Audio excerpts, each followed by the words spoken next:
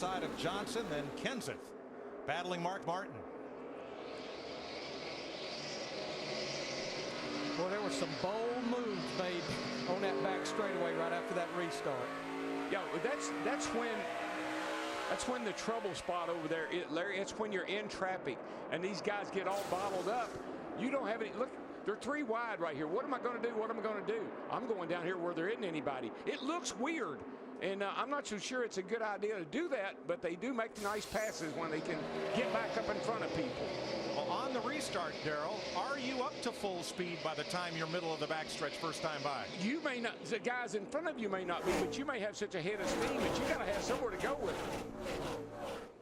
Talked about Brad Keselowski a little earlier in that 2 car. Brad started back in the 28th position. He's up there battling Kevin Harvick in the 29 for second. Got caught in that late race accident at Daytona. That was his first did not finish race in 75 races.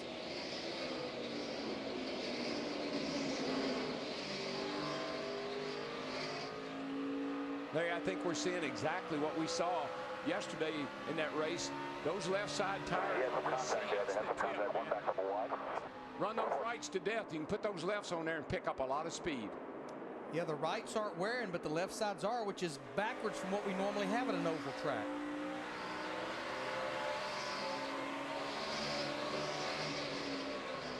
Jeff Gordon in the midst of it there. Let's check with Krista.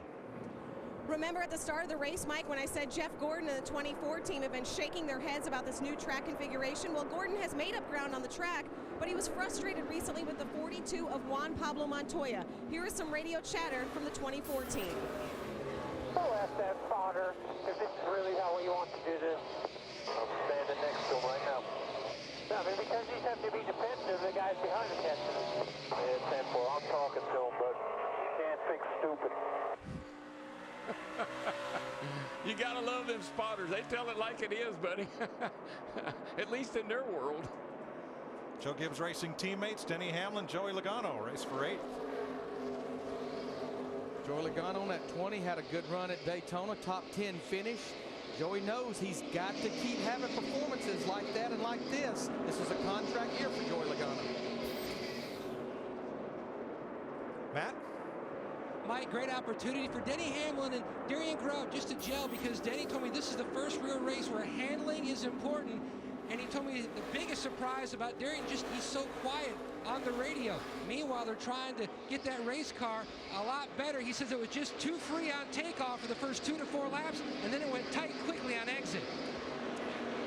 And you know what they're going to have to do, you talked about Darian Grubb, the championship crew chief from last year. They're going to have to possibly weigh out different air pressure and then make other adjustments to the car to compensate for it. Darian is real methodical. He's not going to, he's thinking a lot. He's always thinking about what they want to do.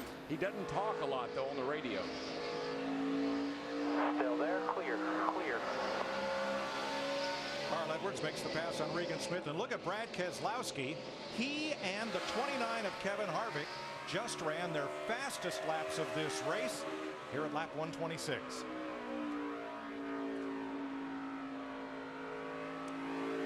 Joey Logano in that 20 car did as well.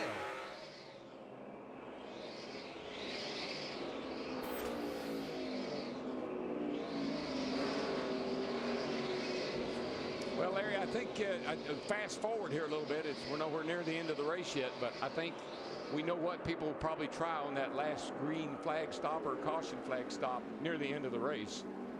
Tire-wise. Always gathering data. That's right.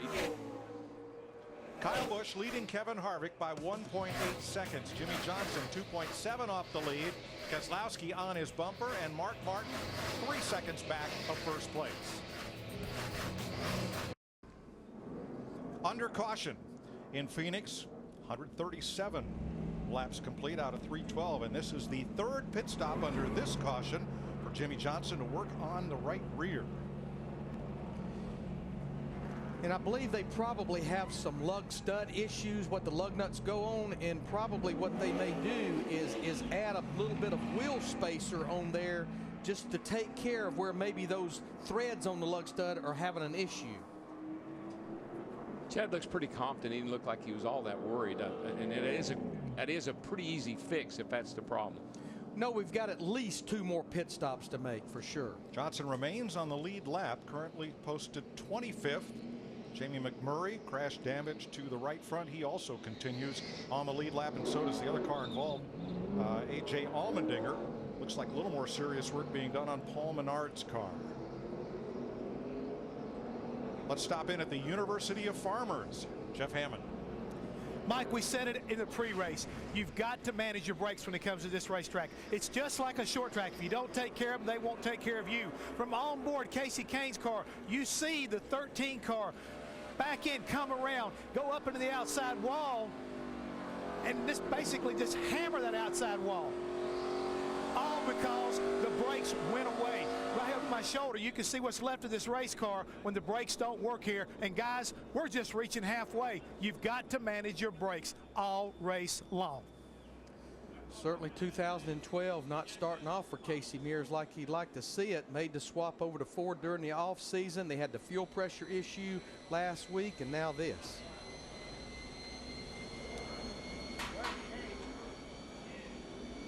One to go.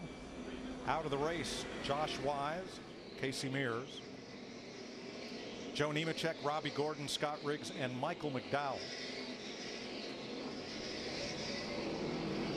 Hey Larry, Mike, you talked about putting a wheel spacer on the right rear of Jimmy Johnson's car. Could that possibly cause him some issues in post-race tech? You just think about moving the tread width around and changing the way that body is configured over the tires. We work in awful tight tolerances. Could that be an issue? Well, it could be too wide, Michael, but I truly believe, and I know this 48 team and Jimmy Johnson are certainly under a microscope right now because of what happened at Daytona. But I think possibly NASCAR, if indeed they were too wide on the rear, which I would say if they were, it's only going to be a little bit because of what they've encountered, I think they would take that into consideration. Probably talking about a 1/16 of an inch at the most, and they can. That's about what Boyer's car was out of whack last year at Loudon, and that got him in trouble. So tight tolerances are a part of our world these days. 27 cars on the lead lap facing the green flag. Kyle Busch and Kevin Harvick in front of Brad Keselowski and Mark Martin back into turn 1.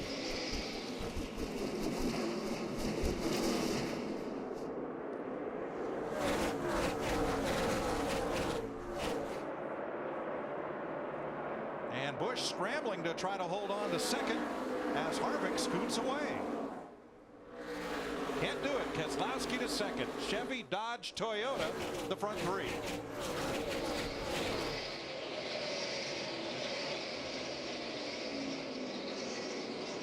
Look at this 3 wide.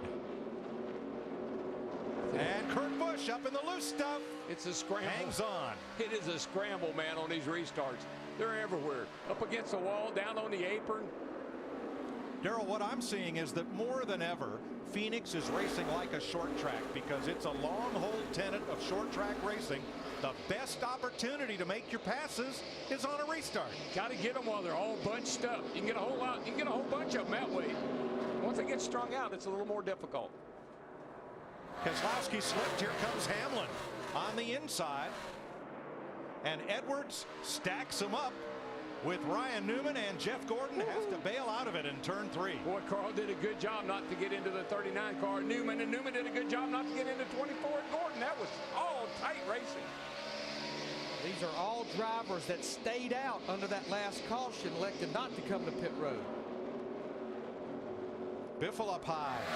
Wags the tail just a bit getting into turn 1.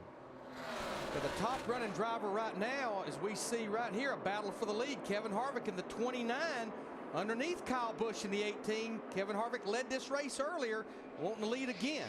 I just think running yesterday's race, Larry, would be invaluable with this reconfigured racetrack to get information that some people may not have. And both of those drivers ran yesterday's race, Kyle Busch and Kevin Harvick. Kyle Busch completes the pass and goes back to the lead where he was running before the caution.